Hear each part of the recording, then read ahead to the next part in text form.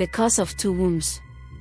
Long ago, in a village between two great rivers, there was a powerful man named Chief Bonda. He had many wives, much land, and great wealth. But he was greedy and wanted to control everything, even the women in his house. One of his wives, Nyarai, had a daughter named Zivai from another marriage. As Zivai grew into a young woman, Chief Bonda did something terrible.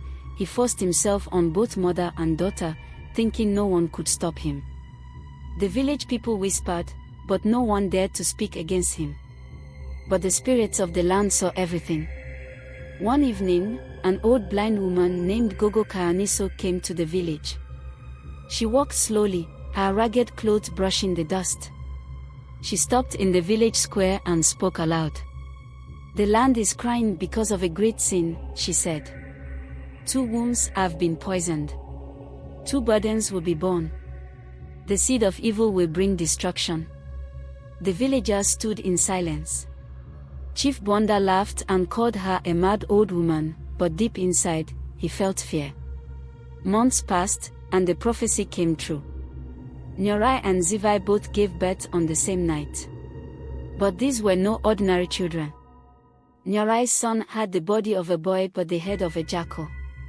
His yellow eyes glowed with a strange light, and his laughter sent chills down people's spines. Zivai's daughter had the face of a baby but the eyes of an old, angry spirit. Her cries echoed like voices from the underworld, scaring even the bravest warriors. The village people were afraid and called them the spirits of the two wombs. The midwives refused to touch them, but Chief Bonda, proud and stubborn, called them his heirs, proof of his strength. But as the children grew, they whispered in the night.